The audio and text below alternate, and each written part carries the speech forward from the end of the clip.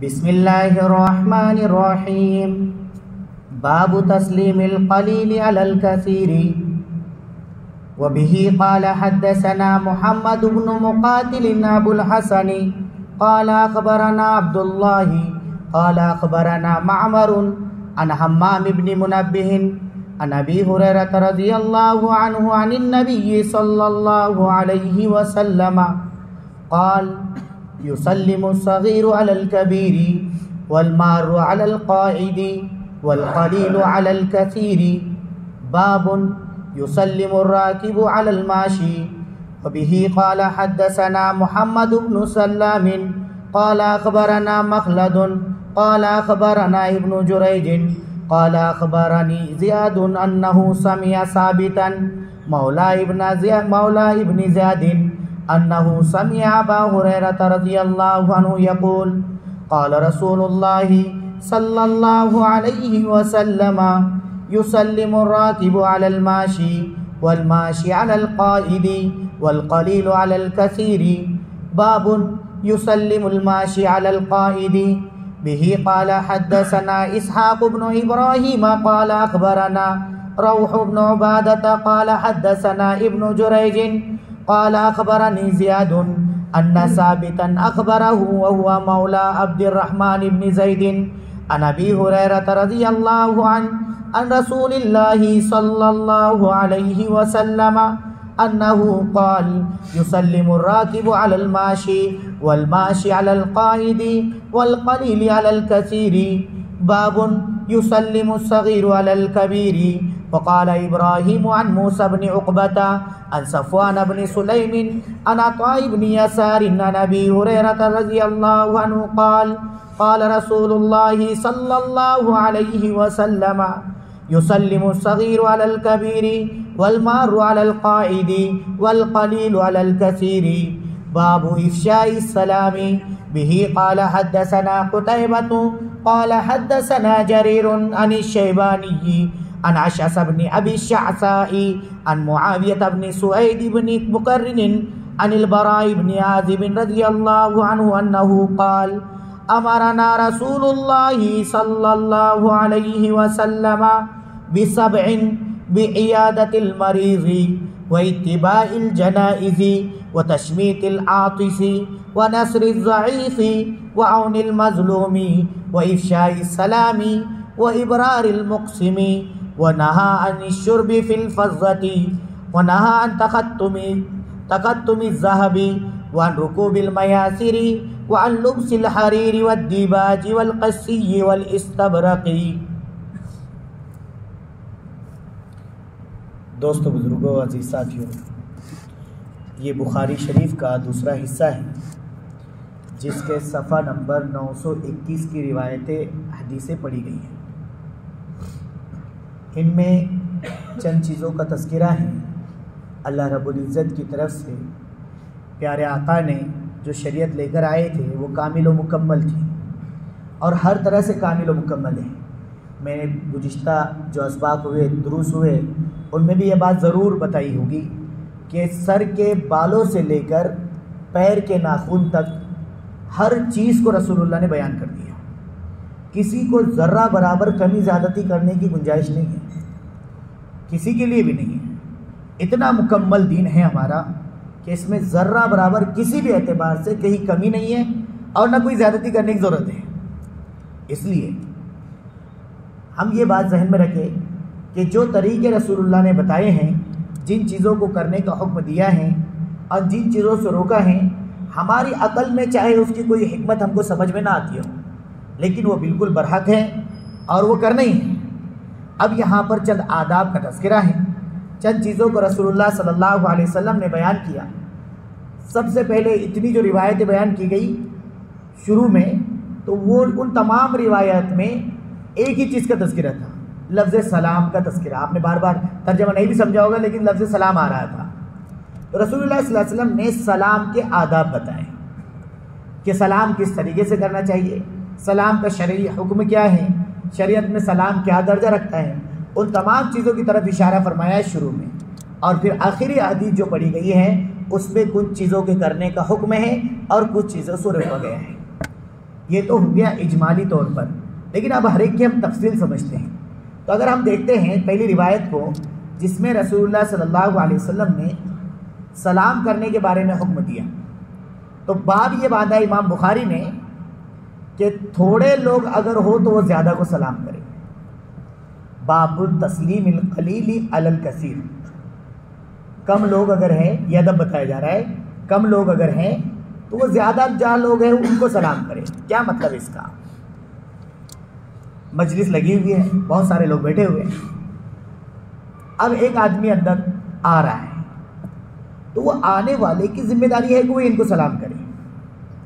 आने वाले की जिम्मेदारी है कि वो इनको सलाम करे, ना ये कि इनकी जिम्मेदारी है कि वो उसको सलाम करे। जैसे कहा होता है, पता है, होता यह है मकतब में, मदरसे में क्या होता है, ये हिंदुआना रिवाज है, अंग्रेज़ों का रिवाज है कि उनके यहाँ पर स्कूलों में, स्कूली तालीम में ये होता है कि आपको good morning, good afternoon, good evening जो भी कहना है वो कौन कहेगा? स्टूडेंट्स, तलबा कहेंगे। आ रहा है टीचर, बैठे हुए हैं पूरे, लेकिन सबके सब फौरन क्या हो जाएंगे, खड़े होकर good morning, good evening, good afternoon, जो बोलना है वो इस तरीके के बोलेंगे। यही हिंदुआना रिवाज चला पड़ा है मकतबों में, मदरसे में। क्या होता है, हम क्लास में पढ़ाने के लिए जाते हैं, हर साल टोकना पड़ता है बच्चों को। क्लास में जाते हैं तो जाने की वो रिवाज बन चुका है, शरीयत सामने नहीं है तो रिवाज बन चुका है, तो क्या करता है आदमी, फौरन अस्सलाम वालेकुम मौलाना, अस्सलाम वालेकुम मौलाना, अस्सलाम वालेकुम हजरत, इस तरीके के सलाम की आवाज़ें सुनाई देती है। ये आदाब रसूल के खिलाफ है। तो पहले ही दिन हम तलबा से कह देते हैं कि देखो भाई, चाहे उस्ताद का दर्जा बड़ा है, उस्ताद बड़े दर्जे का है, लेकिन तलबा की जिम्मेदारी कब है? जब आदमी जा रहा है, उधर से तालिब इल्म आ रहा है, तो वो उस्ताद का अदब करे, सलाम करे, पहल करे। लेकिन रसूलुल्लाह सल्लल्लाहु अलैहि वसल्लम का मिजाज अगर आप देखें तो आपने बच्चों को भी सलाम किया। आप रास्ते से जा रहे हैं, बच्चों को भी सलाम कर रहे हैं। बहुत सारे लोगों की आदत होती है, वो अगर थोड़ा सा मालदार के हैसियत से अगर उसके महल्ले में कुछ रो बैठा तो सोचता कि इन्होंने सलाम करना, और ख़ास तौर पे मौलाना देगा तो आप देखता भी नहीं, करते ही नहीं करते, देखो हमको सलाम नहीं कर रहे हो। अरे वो मोटे मोटे रकमा वालों करेंगे, अपना थोड़ी करेंगे, ये गलत बात है, ये सोच ही गलत है। हमको अदब ये बताया जा रहा है कि कोई भी आदमी अगर सलाम में पहल करेगा तो वो सुन्नत पर अमल कर रहा है, लेकिन उसके जिम्मे वाजिब हो गया जवाब देना। आगे बताऊंगा आपको। तो मैं बता रहा था कि ये तरीका चल पड़ता है कि तलबा, आने वाला एक आदमी आ रहा है, लेकिन सलाम की आवाज़ें सब कर रहे हैं। ऐसे ही अगर कोई बड़ा आ गया ना तो सब जितने बैठे ना तो क्या करेंगे, अस्सलाम वालेकुम, अस्सलाम वालेकुम, अस्सलाम वालेकुम, नहीं। रसूलुल्लाह ने कहा कि कम लोग ज़्यादा लोगों को सलाम करें। वजह क्या है मन? वजह यह है कि इसमें लफ्ज़ सलाम की बेहुरमती नहीं होगी। जो दुआ है ना वो दुआ की बेहुरमती नहीं हो पाएगी, और लफ्ज़ सलाम अल्लाह के नामों में से एक नाम है, उसकी बेहुरमती नहीं होगी। क्यों? इसलिए कि ये जब सबके सब आवाज़ लगाएंगे, सबके सब बोलेंगे, तो कुछ नहीं समझेगा किसने क्या सलाम किया और क्या नहीं। इसलिए यह अदब बताया गया कि थोड़े लोग ज़्यादा लोगों को सलाम करें। एक अदब ये बयान किया। दूसरा अदब, दूसरा बाब पड़ा, उसके अंदर है, आपने फरमाया बाबुल युसल्लिमुर राकिबु अलल माशी। सवार आदमी है, मोटरसाइकिल पे जा रहा, तो कार में जा रहा है, मोटरसाइकिल पे जा रहा है, तो वो पैदल वाले को सलाम करे। क्यों मालूम? क्यों? ये जो है ना, ये नफ्स, इसमें आना कूट कूट के भरी रहती है। अब एक आदमी के पास सवारी है, गाड़ी है, 4 व्हीलर में जा रहा, पैदल चलने वाले ने करना ना, हजरत अस्सलाम वालेकुम बॉस, अस्सलाम भाई, अस्सलाम दादा, ये जो सलाम, क्योंकि उसके नफ्स तो ये तो चाह रहा है कि लोगों ने मेरी सलाम करना, तो वो सलाम नहीं करता, इसलिए इसके नफ्स को कुचला गया। और ये कहा गया कि सवारी पर सवार है ना तो तेरे नफ्स के अंदर कहीं आना पैदा ना हो जाए, अनानियत ना आ जाए, तू कहीं अपने आप को बहुत बड़ा तिस्मार खाना समझने लग जाए। तो अल्लाह के नबी ने कहा कि तू क्या कर, सलाम कर, तो अपनी हकीकत को याद रहेगी कि तू सवारी पर सवार है तो पैदल चलने वाले को सलाम कर। तो कितनी अहम अदब की तरफ इशारा किया गया। वजह क्या है? समझ में नहीं आती हिकमत। अरे यार पैदल चलने वाला करेगा ना उसको, नहीं नहीं नहीं, वो नहीं करेगा। कौन करेगा? वो करेगा दूसरों को। क्योंकि उसके नफ्स का मसला है, पैदल चलने वाले का कोई मसला ही नहीं। अब यही रूल चलेगा। कैसा मालूम? अब एक आदमी जा रहा है मोटरसाइकिल पर, एक जा रहा है कार में, तो कार वाले की जिम्मेदारी मोटरसाइकिल वाले को सलाम करे। बात समझिएगा, कार वाले की जिम्मेदारी है कि वो मोटरसाइकिल वाले को सलाम करे, मोटरसाइकिल वाले की जिम्मेदारी है कि वो साइकिल पर चलने वाले को सलाम करे, साइकिल पर चलने वाले की जिम्मेदारी है कि वो पैदल चलने वाले को सलाम करे। ये उसूल बताए गए। तुम जितने बड़े इसमें बैठोगे और बहुत बड़े इस पर चले जाओगे तो कहीं तुम अपने आप को बहुत बड़ा नहीं समझ लो, इसलिए कि तुम वही अपनी हकीकत पर कि तुम ज़मीनी से पैदा हुए हो, ज़मीन वाले को सलाम करेंगे, अपने नीचे वाले को। इसलिए एक हदीस में रसूलुल्लाह सल्लल्लाहु अलैहि वसल्लम ने बताया है लोगों को, क्या पता है? आप सल्लल्लाहु अलैहि वसल्लम ने बताया कि देखो भाइयों, आदमी को अगर देखना है तो वो अपने से कमतर वाले को देखे, ऊपर वाले को देखने से वो मिलेंगी तो नहीं। एक आदमी के पास बंगला है, झोपड़े वाला उसको देखता है, यार क्या इनका है, अपना ऐसा कब होगा, तो वो सिर्फ हसरत के अंदर ही मर जाएगा। लेकिन अगर वो झोपड़े वाला फुटपाथ पर रहने वाले को देखेगा ना, तो वो ऑटोमेटिक अल्लाह का शुक्र अदा करेगा, क्योंकि ऊपर देखने से नाशुक्री पैदा होती है, नीचे देखने से शुक्रगुजारी पैदा होती है। इसलिए तरतीब बयान की गई। एक और अदब बयान किया, बाबुल युसल्लिमुल माशी अलल काइद। अब ये सवार जो पैदल जा रहा है, पैदल, तो ये भी कुछ नहीं। अब पैदल वाले कहा गया कि कोई आदमी अगर बैठा हुआ है तो पैदल चल के जाने वाला उसको सलाम करे, बैठने वाले को। आदत देखो कितने अजीब है, हिकमत हमारे समझ में नहीं आती। कहा तो तुम बैठे हुए को तुम सलाम करो, बैठे हुए को तुम सलाम करो, ना ये कि उसका इंतजार करो कि वो सलाम करेगा। मजलिस में बैठा हुआ है तो ये आके बराबर में बैठता है, अब उसको सलाम करना पड़ता है, अस्सलाम वालेकुम। नहीं, आया तो तू सलाम कर, तेरे को अगर जरूरत है तो, और अगर मजलिस चल रही है तो खामोश बैठ। ये अमल बयान किया गया। अब आप इसमें एक गौर कीजिएगा, एक अदा बयान किया गया, थोड़े लोग ज्यादा को, सवार पैदल चलने वाले को, पैदल चलने वाला बैठकर चलने वाले को। ये सलाम के आदाब हुए। लेकिन एक चीज और बयान की कि सलाम करना है तो फिर कैसे करना है। हमारे सलाम, खुद गौर करिएगा अपना सलाम कैसे रहते हैं। अब एक आदमी, सुनिएगा बहुत ध्यान से ये वाला मसला, एक आदमी इस रास्ते से जा रहा है हाईवे पर और दूसरे रास्ते से दूसरा आदमी जा रहा है। अब ये क्या करते, उधर से वो, ये हाय और बाय, ये सलाम नहीं है, ये सलाम नहीं है। इसको रसूलुल्लाह सल्लल्लाहु अलैहि वसल्लम ने मना किया। इस तरीके के हाथ के इशारे से सलाम करना ये हिंदुआना रिवाज है, इसको मना किया गया, साफ तौर पे मना कर दिया गया। उलमा ने फिर बाद में एक शिक निकाली कि अब अगर हाईवे पर है, एक इधर के पंखे पर है, एक उधर के साइड में है, एक जा रहा है, एक आ रहा है, दिख गए, तो कहा कि अगर ये आदमी जुबान से लफ्ज़ सलाम अदा करता है, चेहरे कि उसको सुने नहीं आ रहा है, अदा करता है और फिर इशारा करता है सलाम की, भी मैंने सलाम किया, तो ये इशारे के वास्ते है। लेकिन इसको सलाम समझने वाले ध्यान दीजिएगा, ये सलाम नहीं है, बल्कि ये आदमी इस तरीके की आदत की वजह से हो सकता कि ये गुनाह जिम्मे ले ले, सिर्फ हाथ उठाने की वजह से। लफ्ज़ सलाम कहना ज़रूरी है। और ये हाय और बाय जो है तो ये ज़माना मॉडर्न ज़माना है, रसूलुल्लाह सल्लल्लाहु अलैहि वसल्लम ने इससे मना किया, इसे साफ तौर पर मना है। फिर सलाम भी करना है तो सलाम पूरे अल्फाज अदा करने हैं। अगर इसके अल्फाज शुमार करें, अस्सलाम है तो अलिफ लाम सीन, लाम अलिफ मीम, अस्सलामु, तो ये जो अस्सलामु में अलिफ है, लाम है, सीन है, लाम है, अलिफ है, मीम है, इसको पूरा को अदा करना ज़रूरी है। सलाम अलैकुम, सलाम अलैकुम, ये सलाम अलैकुम, सलाम अलैकुम, ये जो सलाम है, ये सलाम का जवाब देना भी वाजिब नहीं है। अगर कोई आदमी ऐसा सलाम करता है तो इसका सलाम का जवाब देना वाजिब नहीं है। जो वाकई सलाम करता है, क्योंकि आपको मैंने एक दिन एक हदीस आई थी अपनी, जिसके अंदर यह लानत के बारे में आई थी, उसमें हज़रत आयशा सिद्दीक़ा रज़ी अल्लाह अन्हा कहती है कि यहूदी आए रसूलुल्लाह के पास और आकर सलाम कर रहे थे, अस्सलामु अलैका, अस्सलामु अलैका। हम भी अगर गौर करें ना अपने ज़ुबान से क्या अल्फाज निकलते हैं। सलाम एक दुआ है भाइयों, दुआ है सलाम, लेकिन लोग उसको जैसे चाहते हैं वैसे अदा करते हैं। इसलिए अस्सलामु अलैकुम, ये पूरा के पूरा अस्सलामु अलैकुम।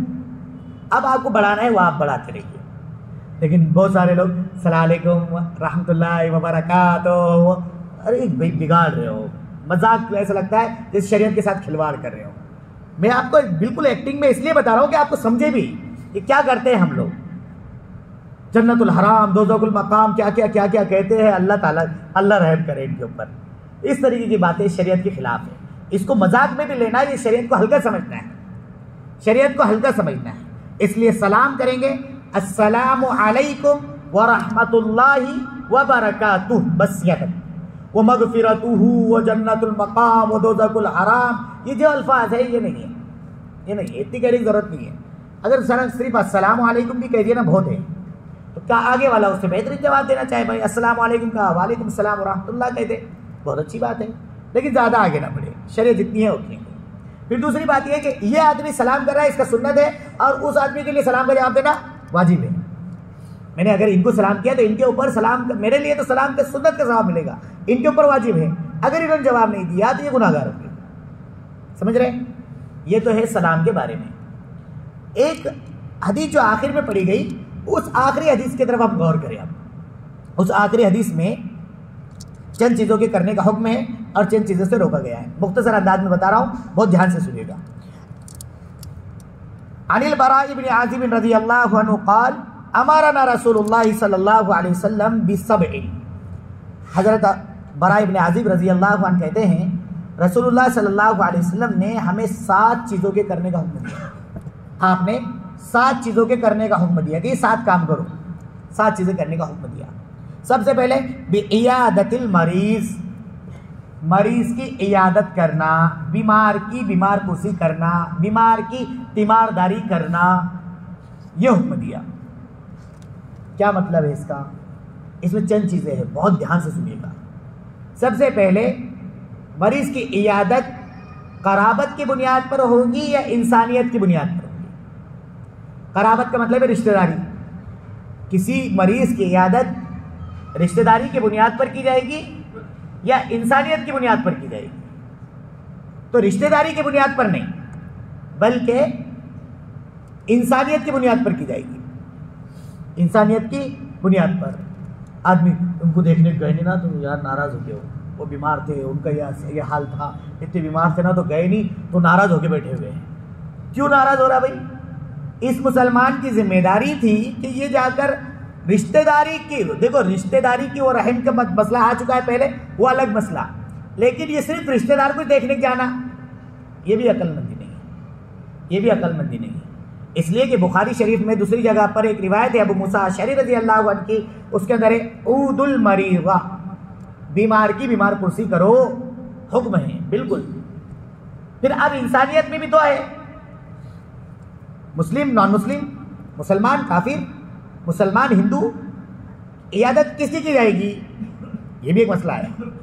तो उलमा ने कहा, इब्नुल बत्ताल रहमहुल्लाह है, वो कहते हैं कि भाई देखो, अगर उस इंसान से, उस काफिर से अगर ये उम्मीद हो कि उसके साथ अखलाक हसना की बुनियाद पर इस्लाम ला सकता है, इस्लाम की तरफ रागिब हो सकता है, तो उन्होंने कहा कि उसकी भी इयादत की जाएगी। क्योंकि बुखारी शरीफ में हज़रत अनस बिन मालिक की रिवायत है कि आप सल्लल्लाहु अलैहि वसल्लम ने इयादत की। आपको पता चला कि एक बच्चा यहूदी का जो गुलाम था, खादिम था, वो बीमार है, आखिरी वक्त है, आप इयादत के लिए गए, उसको इस्लाम की दावत दी, तो उसके बाप ने कहा कि तुम मोहम्मद जो कहते हैं मान लो, वो बच्चा कलमा पढ़ के दुनिया से चला गया।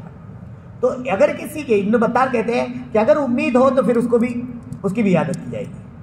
कभी कभी इंसानियत के नाते, देखो ये तो ये, लेकिन उलमा ने कहा कि अगर कोई पड़ोसी है, गैर है, उसकी भी इयादत की जाएगी, उसकी भी इयादत की जाएगी। लेकिन मुसलमान के मामले में थोड़ा सा सख्त मामला है कि अगर कोई मुसलमान हो, महल्ले में कोई भी बीमार हो, सुनो गौर से ध्यान से, महल्ले में कोई भी बीमार हो, महल्ले वालों के ऊपर उसकी इयादत करना वाजिब किफ़ाया है।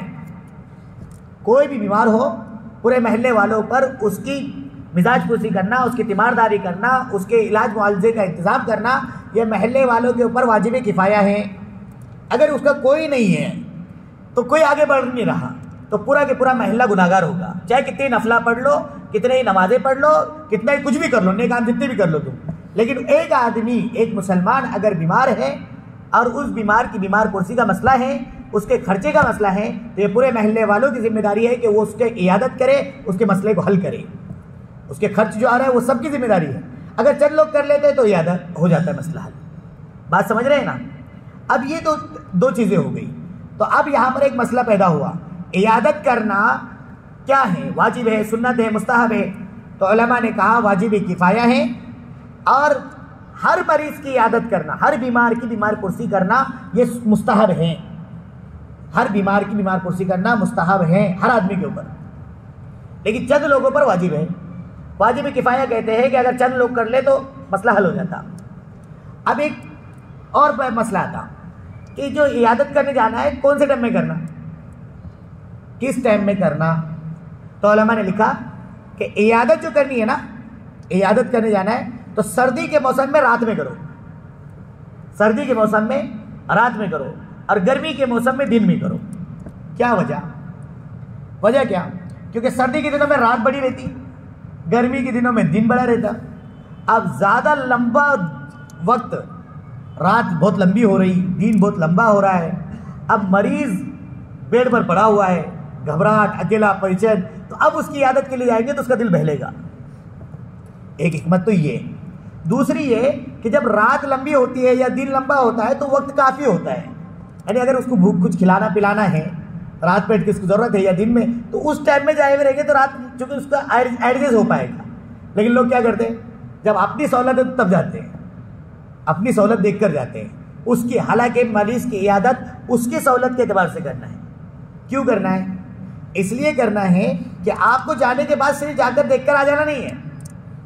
सिर्फ बहुत सारे लोग सिर्फ इयादत के लिए, इयादत बहुत बड़ा सवाब का काम है, हम सिर्फ रिश्तेदारी बचाने के लिए जाकर देख कर आ जाते हैं, नहीं गए तो वो रिश्तेदार तोड़ देंगे भाई वो।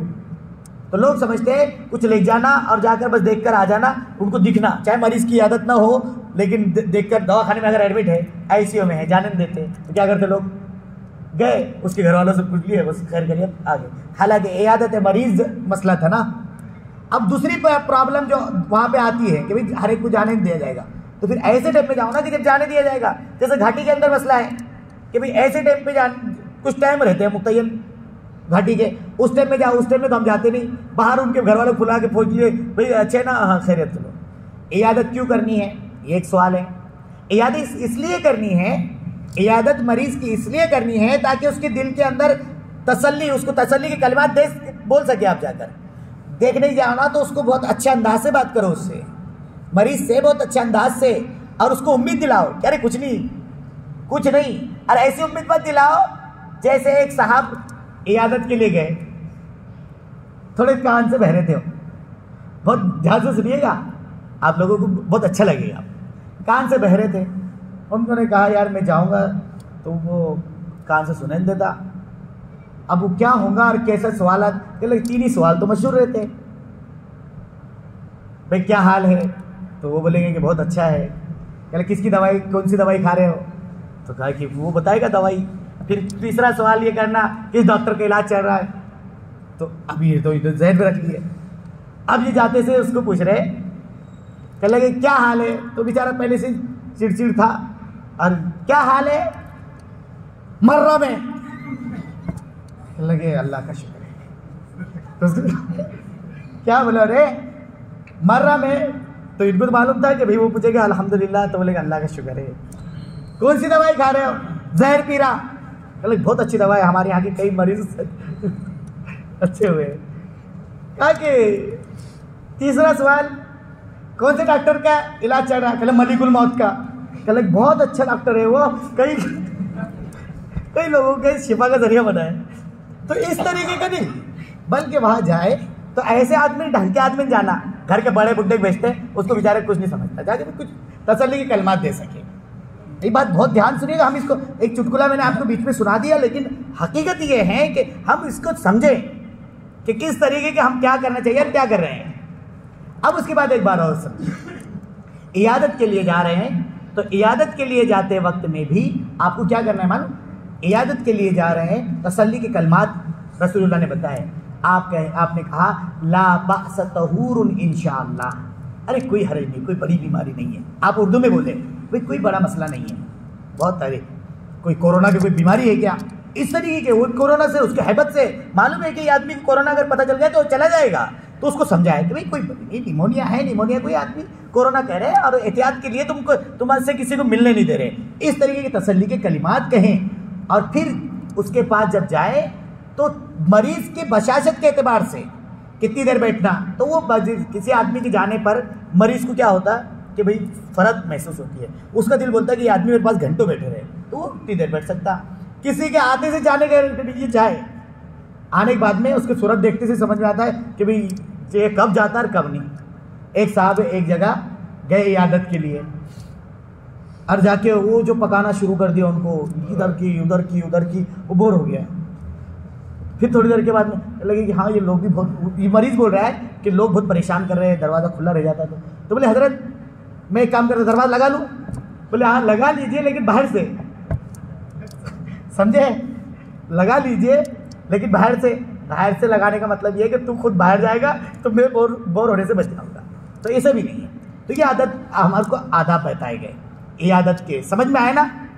अब उसके बाद में एक वही है वो इत्तिबाइल जनाइज, जनाजे के पीछे पीछे जाना।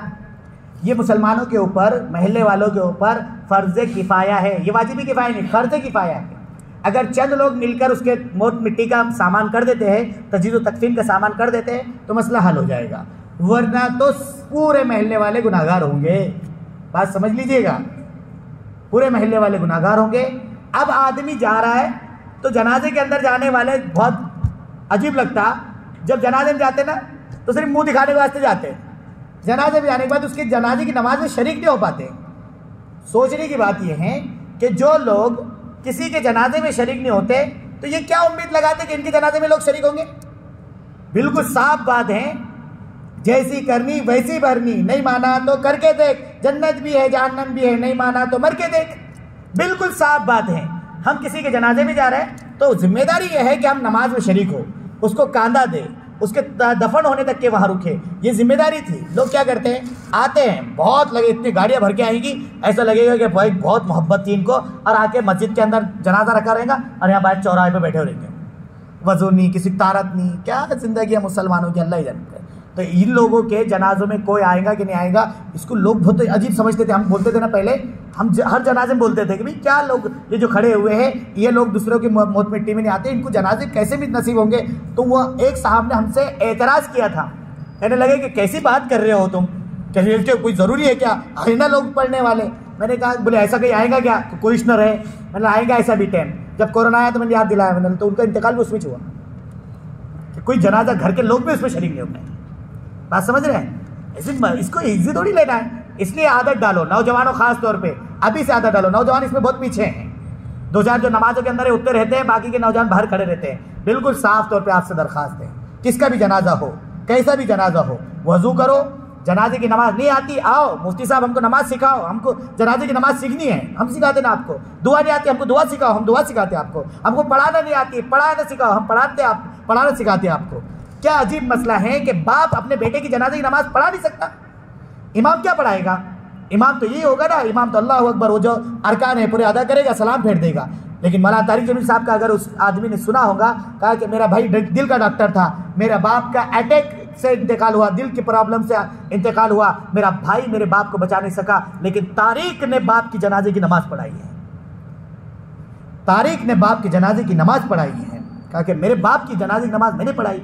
तो क्या ऐसा क्या मसला है, हर एक आदमी कर सकता है, अपनी जनाजे की नमाज सीखे और जनाजे की नमाज पढ़ाए खुद बाप की अगर है तो। वो अलग मसला है कि अगर भाई आप किसी के इकराम में कि भाई ये अल्लाह वाले हैं, ये अल्लाह से इनका एक ताल्लुक है, उसको जैसे बोल दिए वो अलग चीज़। लेकिन इस बुनियाद पर कि पढ़ाने वाला कोई नहीं है। सईद अनवर को सुधारने वाली बेटी का जनाजा है। सईद अनवर जो पड़ोस के मुल्क के हैं, उनको राह पर लाने वाले उनकी बेटी का जनाजा है। कहा मेरी बेटी का जब इंतकाल हुआ तो कोई मेरी बेटी को जनाजे की नमाज पढ़ाने के लिए कोई आलिम साहब नहीं मिल रहे थे, कोई नहीं मिल रहा था। उस टाइम में मेरे जहन में आया कि तेरी बेटी का खुद के जिससे इतनी मोहब्बत है, हर तरह से मोहब्बत बेटी के साथ में है, उस बेटी के जनाजे का नमाज नहीं पढ़ा पाया तो मेरा जीकर क्या फ़ायदा। तो फ़ौरन तौबा कर ली। बात समझ रहे मेरी। इसलिए जनाजे के अंदर जाए तो नमाज भी पढ़ना है और शिरकत भी करना है। अब यहाँ पर एक मसला, रसूलुल्लाह सल्लल्लाहु अलैहि वसल्लम ने फरमाया, जो बंदा जनाजे के अंदर शिरकत करेगा और जनाजे के अंदर 3 मरतबा कंधा देगा, 3 मरतबा, देखो बहुत समझना, थोड़ी थोड़ी रुक कर 3 मरतबा, तो अल्लाह रब्बुल इज़्ज़त उसको इतना देंगे कि इसको गुमान भी नहीं होगा, इतना देंगे कि इसको गुमान भी नहीं होगा। इसीलिए कहा गया कि अगर कोई आदमी सिर्फ जनाजे के अंदर आता है, नमाज पढ़ता है, तो उस आदमी को 1 क़िरात मिलेगा। और जो आदमी आता है और तभी तक फितर रहता है उसको 2 क़िरात मिलेंगे। उलमा कहते हैं क़िरात का तर्जमा अगर करना चाहो तो 2 पहाड़ के बराबर कर लो, सवाब 2 पहाड़ के बराबर अल्लाह रब्बुल इज़्ज़त इसको सवाब देंगे। और ये जो रिश्तेदार निभाने के वास्ते आते ना, गाड़ी में बैठ कर बाहर खड़े रहते, इनको तो कुछ भी सवाब नहीं मिलता, नहीं हकीकत में इनको सवाब भी नहीं मिलता, बल्कि उल्टा वबाल लेके जाते साथ में कि इनके जनाजे में कोई नहीं पहुंचेगा। ये बात ज़हन में रखिएगा। हम थोड़े सख्त बोल रहे हैं लेकिन साफ तौर पर बोल रहे हैं, इसलिए नहीं बोल रहे तंज करने के लिए, इसलिए बोल रहे हैं ताकि आप अमल पर आएँ, इसलिए बोल रहे हैं। करेंगे इंशाअल्लाह। अब ये जो बकिया है, क्योंकि टाइम काफ़ी हो गया, तो इसको अगले हफ्ते इंशाअल्लाह लेंगे। यहाँ पर ये दो चीज़ों का बताया गया आपको, इयादत मरीज़ का और इत्तिबाई जनाइज़, क्योंकि आगे के जितने अल्फाज हैं इनके अंदर भी काफ़ी तफसील है। इंशाअल्लाह इसको हम अगले हफ्ते लेंगे। अब मेरी सब भाइयों से दरख्वास्त है कि देखो कुछ थोड़ा सा इंतज़ाम किए तो वो ज़रूर दुआ के बाद, इसके बाद दुआ भी करेंगे और दुआ के बाद इंशाअल्लाह बाहर जाते हुए एक भी साथी बगैर कुछ लिए, वो जो मीठी चीज़ है उतने लिए बगैर न जाए। करेंगे ना इंशाअल्लाह।